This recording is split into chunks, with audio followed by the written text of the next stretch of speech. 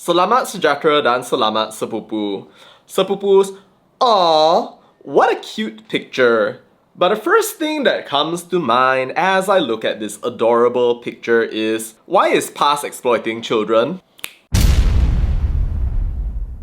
Sepupus, this is a picture from the rally that Pemuda PAS just had the other day. I don't know which one because their unemployment energy is strong and they protest almost every day. To have solidarity with Palestine, with Iran, and a whole lot of other things that PAS thinks is being oppressed in this world, and that they will casually bring out whole reams of unemployed people into the field for every single time.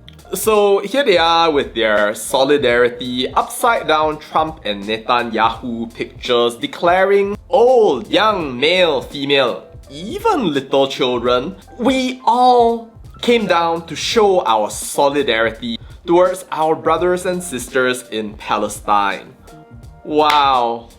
And I guess my question is, why are you showing these kids at a protest? Why are you revealing their faces to the entire world as if somehow they're public property for you to go out and then curry sympathy from the rest of the country so that you can show that people of the younger generation hate the people that you want them to hate? I mean, do these kids have nothing better to do except get forced to come over to your protest, get driven along, have their parents tell them, "Anak, you kena bantu kita punya brothers and sisters di Palestine," when they don't even know what's actually going on? And how did the kids get there? Did they ask to come here so that you could chant slogans together, scream Turun Israel, or any number of other things out there? Do they even understand what they are talking about when they scream Turun Israel while waving their little pictures around one after another, while declaring that they want to bring down the Zionist enemy, even though they have no idea what a Zionist is or even have any enemies in their local kindergarten? But of course, these are not questions that PAS is going to ask. They are just going to go out there and then write captions talking about how, oh, anak muda tu are so in solidarity, they care so much about Palestine. Anak muda mempunyai hati yang suci dan bukannya macam kita orang dewasa yang sudah tua tetapi namun begitu tak sanggup turun untuk bantu saudara-saudari kita di Palestine. Wow. You think that they won't do it, but no, they absolutely will. Now, I'm sure a lot of these people will come out and yap, "My anak has such a good heart. How dare you question them? They hate the Zionist regime of Israel. They did it on their own." Yeah, right. The same way that people force their kids to go for tuition, and then after gaslighting and disciplining their child, then they declare that their child always loved math, always loved English, they're a genius. Yeah, this one never studied before one lah. It's exactly the same, except with protests and with no productive result. Meanwhile, all these people are just quoting Jannah Jihad, talking about how children need the right to express themselves, but actually they are just acting in a self-serving way, putting their own expectations on their children and letting their children be brainwashed. Why are these kids even doing this when they are supposed to be in school? Oh, but even that's not enough of a solution, because as it turns out, for a lot of these people, school could actually be a part of the problem. I don't know if you know this, but PAS has a whole network of kindergartens where allegedly they just offer the kindergarten service for very cheap to a bunch of people out there who want their children to become well educated and beriman. So they go right ahead and fall into the indoctrination of a political party that has a very unique interpretation of their religion. And we're not even talking, by the way, about the IC's perspective paper that talks about how Islamic education is a big reason as to why it is that PAS ended up making inroads. But no, we're talking about literal children right here. Immature children, I might add. Now, this is a very important point, by the way. Children don't have the ability to actually think for themselves in a meaningful capacity. That's why we don't allow kids to drive, we don't allow them to get married, we don't allow them to vote in democracy until they reach a certain age, because your mind is still immature and you have imperfect information about the world. There are mature and very wise young people, but assuming that every single person is wise and mature just because they support your political cause is irresponsible and self-serving. And let's be fair, it's true that adults have the responsibility and the ability to guide and shape their children in the way that actually makes sense for their individual families. That is important. And Christian families and even Buddhist families, for example, might send their kids over to Sunday school or to the temple in order to learn about the life of Jesus or about the life of Buddha at an early age. There's no problem with that.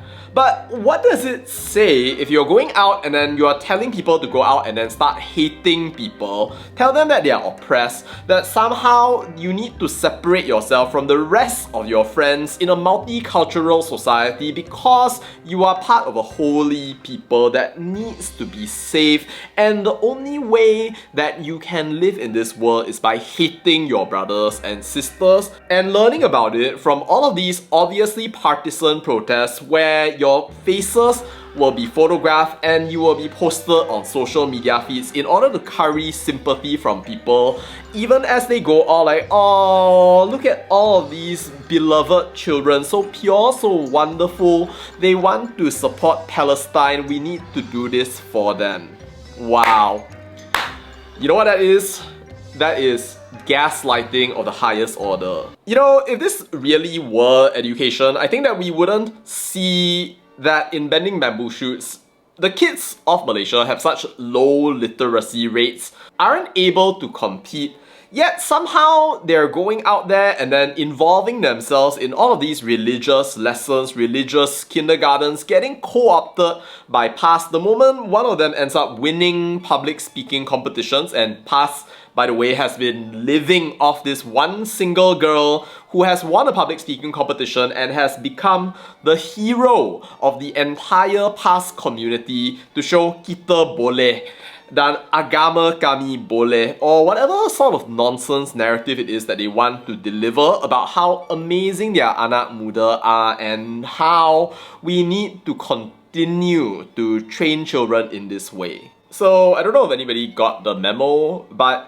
children are not your political tools. They are not there for you to curry sympathy. They are not there for you to indoctrinate, to bring into your little army and follow along in the same way that you have been going all this while, given that it doesn't actually work for you and your states are the poorest, and at the same time you are guilty of sumbang mahram, have teh tarik water, and also drug addiction along the way. I think that it was Albert Einstein that said, insanity is doing the same thing over and over again and expecting a different result. I think that the children of this generation are poorly served by these adults, allegedly, who not only want to bring them over to protest, but also the politicians who want to feature them and make them into superstars to show that the young generation also cares about Palestine, when in reality, you are just using them in order to get sympathy and to feel good about yourselves for everything that you are doing, to show that you are on the side of justice, when actually you are not. Kids shouldn't be co-opted into this kind of nonsense, and they should be allowed really to just develop their thinking, their ability to actually just learn things and to actually become literate. Not be forced into your quasi-religious instruction, but then fail to learn basic skills even by the time when they're supposed to be in school anymore. That's not the way that you actually bring glory to your religion. That's how you create a foolish, unempowered and ultimately unemployed generation, and you keep your states poor for however long it is out there. Then again, of course, you don't need a smart population to actually win elections. You just need people who are constantly parasites and relying on you all the way into adulthood, and that you can tell over and over again, jangan cinta dunia sangat. But well, What do we know from the tide of history? We know that people with no meaningful skills, with no ability to actually resist because of the sins of their parents right here, are the kinds that are going to bring this country down into the ground. Congratulations, past, on facilitating this generation by co-opting them into your pretentious, cloying idea of so-called justice, which ultimately serves your own selfish political needs. So boo-boos, please reject past, share this video with as many people out there as need to hear it, and I look forward to seeing you in the next one. Subscribe.